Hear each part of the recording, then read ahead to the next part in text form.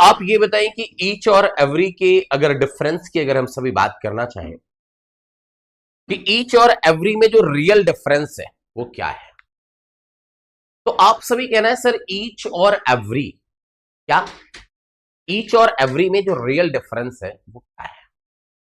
तो आप ये कहना है कि सर ईच और एवरी की अगर हम बात आप सभी से करना चाहें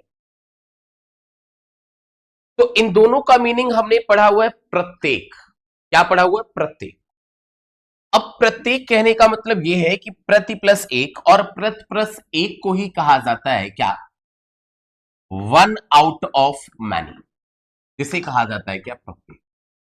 मतलब इन दोनों की मीनिंग क्या है? सेम है। इन दोनों की मीनिंग क्या है? सेम है। प्रत्येक यानी प्रति प्लस एक, यानी प्रत्येक कहा। जैसे आप कह पाएंगे one out of many, but इसमें मीनिंग में तो कोई डिफरेंस है नहीं, लेकिन डिफरेंस है इसमें। क्या है इस बात को समझिए। एक बात कहिएगा आप सभी कि देखो ईच वर्ड एक ऐसा वर्ड है जो प्रोनाउन है, जो प्रोनाउन है। अगर ईच वर्ड एक प्रोनाउन है तो आप जानते हैं कि किसी वर्ब का सब्जेक्ट या ऑब्जेक्ट नाउन या प्रोनाउन ही होते हैं।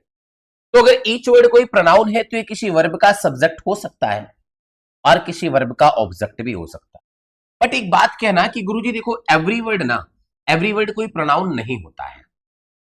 एवरी वर्ड प्रोनाउन नहीं होता। अगर ये प्रोनाउन नहीं है तो किसी वर्ब का ना तो सब्जेक्ट होगा और ना ही ये ऑब्जेक्ट होगा, क्योंकि अगर ये एवरी कोई प्रोनाउन नहीं है तो किसी वर्ब का सब्जेक्ट या ऑब्जेक्ट हो ही नहीं सकता है। हाँ, किसी वर्ब का सब्जेक्ट या ऑब्जेक्ट हो ही नहीं सकता।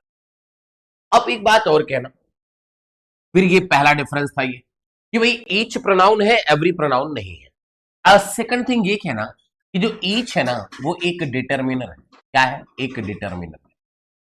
अगर ईच वर्ड एक डिटरमिनर है तो ईच के बाद जो है वो आने वाला नाउन क्या होगा? सिमिलर काउंटेबल नाउन, क्योंकि डिटरमिनर तभी होगा जब इसके साथ नाउन आएगा। अब सिमिलर काउंटेबल नाउन ही क्यों आया? क्योंकि ईच का मीनिंग होता है वन आउट ऑफ मैनी, और कई में से एक। अगर कई में से एक है मतलब इसका मतलब एक है, और एक मतलब ये सिमिलर है। अगर ये सिमिलर है तो इसके साथ सिमिलर नाउन लगेगा। एवरी की अगर हम आपसे बात करना चाहें तो एवरी कहने का मतलब क्या होता है कि एवरी भी एक डिटरमिनर होगा। ईच और एवरी दोनों डिटरमिनर होते हैं, बट ईच प्रोनाउन है, एवरी प्रोनाउन नहीं है। ईच प्रोनाउन है, एवरी प्रोनाउन नहीं है। तो क्या होगा कि एवरी एवरी का मीनिंग भी प्रत्येक होता है, मतलब एक होता है, तो इसके साथ भी आने वाला नाउन क्या होगा? सिमिलर होगा। मतलब एवरी प्रोनाउन नहीं है, मतलब एवरी को अकेला नहीं लिखा जा सकता, बट एवरी एक डिटरमिनर है, तो एवरी के साथ एक नाउन आएगा, सिमिलर काउंटेबल नाउन आएगा। सेकंड थिंग आपको क्या समझनी है? तो आप कहेंगे चलो ठीक है सर, ये प्रोनाउन में डिफरेंस तो समझ में आया, बट ये डिटरमिनर में कोई डिफरेंस अभी तक दिखा नहीं।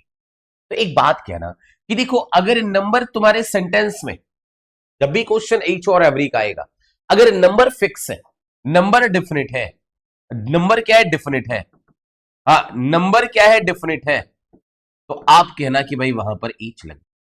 और नंबर अगर इनडेफिनिट है, नंबर अगर इनडेफिनिट है तो आप कहना सर वहां पर एवरी लगेगा। नंबर क्या है? इनडेफिनिट है, तो आप कहना वहां पर क्या लगेगा? एवरी लगेगा। अब आप कहेंगे सर कैसे? तो मेरी बात को सुनो, मैं आपके लिए एक एग्जांपल पहले लिख रहा हूं। कौन सा? कि he goes to temple, goes to temple dash Tuesday, dash Tuesday. अब आपको एक बात करना है कि he goes to temple dash Tuesday, he goes to temple dash Tuesday. हमने ये कहा वो प्रत्येक ट्यूजडे टेम्पल जाता है। हमें क्या लगाना है? ईच या एवरी? तो आप ये कहना कि सर अगर हम बात करें इसमें, तो आप कहना कि सर अगर इसमें बात करें तो कितने ट्यूसडे हैं? क्या नंबर बता सकते हैं? 10 ट्यूसडे गया, 20 गया, 50 गया, 200 गया, या 2 गया, या 4 गया? क्या ट्यूसडे यहां पर डिफरेंट है नंबर ट्यूसडे की? नहीं। अगर डिफरेंट नहीं है तो हम क्या लगा लेंगे? एवरी लगा लेंगे। बट इसी सवाल को हमने थोड़ा सा मॉडिफाई कर दिया कि he goes to temple, he goes to temple dash Tuesday of the week, of the week या ऑफ द मंथ। हमने कहा कि वो मंथ के प्रत्येक ट्यूसडे कहां जाता है, मंदिर जाता है। अब एक बात बताइएगा हमें, क्या ट्यूसडे की संख्या यहां डिफरेंट है या नहीं है? अब बताना।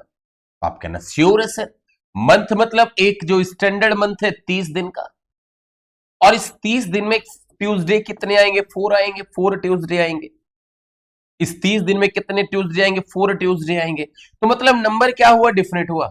अगर डिफरेंट हुआ तो हम क्या लगा लेंगे यहां पर? ईच लगा लेंगे, अब एवरी नहीं लगाएंगे। एक सवाल और भी मेरी लिखने की इच्छा है, और सवाल वो ये है कि क्या है सवाल, सुनिएगा।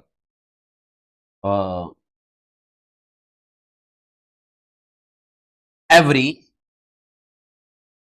Has done it. हमने कहा प्रत्येक ने इसे कर लिया, एवरी हैज डन इट। हमने ये कहा कि प्रत्येक ने, एवरी हैज डन इट, प्रत्येक ने इसे कर लिया। अब ये बताना आप हमें कि एवरी क्या है यहां पर? एवरी हैज डन इट, प्रत्येक ने इसे कर लिया, एवरी क्या है यहां पर? तो आप सभी कहना सर जो एवरी है ना यहां पर, एवरी एक प्रोनाउन है। कैसे? क्योंकि ये प्रोनाउन तो एवरी कभी हो ही नहीं सकता है, क्योंकि आप कहना सर देखो ये वर्ब है, और इस वर्ब का जो सब्जेक्ट आएगा वो सब्जेक्ट ये है, और सब्जेक्ट नाउन या प्रोनाउन होता है। और आप जानते हैं कि एवरी कभी प्रोनाउन होता ही नहीं है। अगर एवरी प्रोनाउन नहीं होता तो इसमें क्या लगेगा? Each has done it. क्या लगेगा? Each, each has done it. अब जल्दी से बताएं मजा आ गया या नहीं आ गया, कमेंट करके बताएं फास्ट।